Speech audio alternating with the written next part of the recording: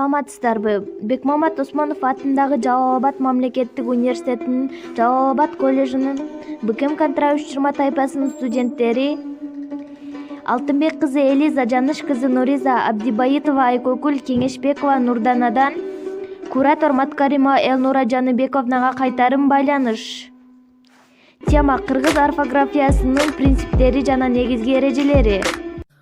Тема: кыргыз орфографиясынын принциптери жана негизги эрежелери. Орфография негизинен адабий бир тилдин жазууда колдонулуучу бирдиктүү нормаларын туура сактап жана сөздөрдү туура жазуу үчүн иштелип чыккан атайын система болуп эсептелинет. Бул орфография эки чоң топко бөлүнөт: морфологиялык жана фонетикалык болуп эки чоң топко бөлүнөт. Кыргыз орфографиясынын сөз мүчөлөрүнүн жазылышы фонетикалык принципке негизделген. Уңгуга уланган мүчө кандай өзгөрүүгө учурап айтылса, ошол тыбыштык түрдө жазууда эч кандай өзгөрүүсүз ошол боюнча сакталат. Мисалы, лар мүчөсүн алсак, ал 12 вариантка ээ. Алар уңгуга сөздөрдүн акыркы муунуна карата 12 түрдүүчө айтылат. Мисалы, жактоочулар, соттор, калыстар, мыйзамдар, меймандар жана башка. Филологиялык принцип сөздөрдү туура жазуудан жетекчиликке алынган. Бул принцип боюнча уңгу сөздөрдүн ар кандай тыбыштык өзгөрүүлөргө учурап айтылышы эсепке алынбайт. Жазууда алардын уңгу түрүндөгү баштапкы тыбыштык көрүнүшү өзгөрүлбөй сакталат. Филологиялык принципке мисал келтирсек, бирөө болбойт, бирөө болот, түнкү эмес, түнкү болот, сөзсүз эмес, сөзсүз, доклад эмес, доклад болот, тынычтык эмес, тынычтык болот, диалог эмес, диалог болот жана башка. Кыргыз орфографиясынын негизги эрежелери: сөздөрдүн уңгусу жана сөз мүчөлөрүн жазуу, сөздөрдү бирге жана бөлөк жазуу, баш тамгаларды коюп жазуу жана сөздөрдү ташмалдап жазуу деген принциптерден турат. Сөздөрдүн уңгусун жана сөз мүчөсүн жазуу эрежелери. Кыргыз тилиндеги уңгу сөздөрдүн жана ага жалганган мүчөлөрдүн жазылышы морфологиялык жана фонетикалык принципке негизделген.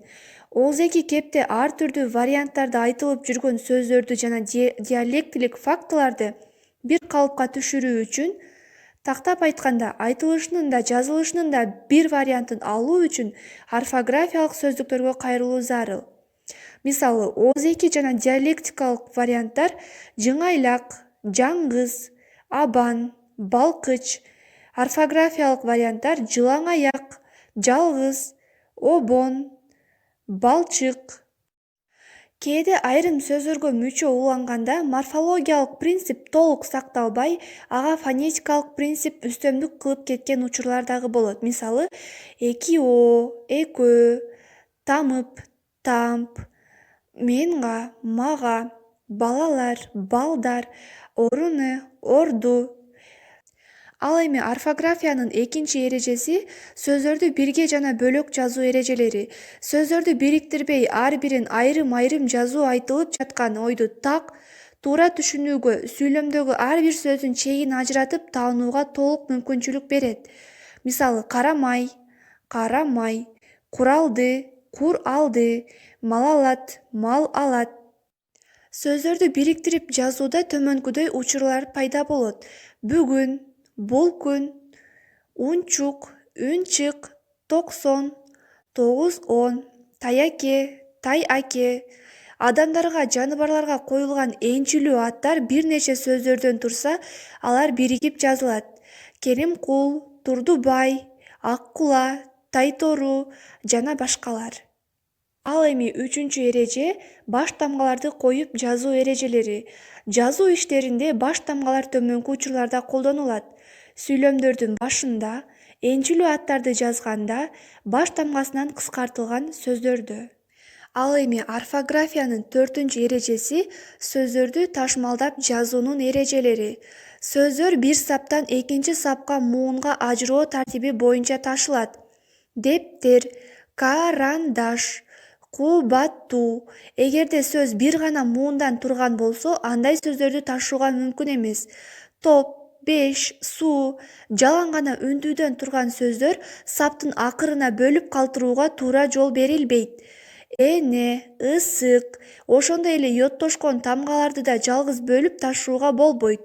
Яшик, юмор, сыя баш тамгаларынан кыскартылган сөздөрдү ташууга жол берилбейт. Мисалы, акшы, жаму, жак, жож жана башкалар. Дүйнөдөгү кырдаалга байланыштуу аралыктан билим алып жатабыз. Окуубузду үзгүлтүккө учуратпай, АВМ аркылуу бизге билим берип жаткан Маткаримова Элнура эжекейге БКМ Контра-320 тайпасынын атынан терең ыраазычылык билдиребиз жана ишиңизге ийгилик каалайбыз.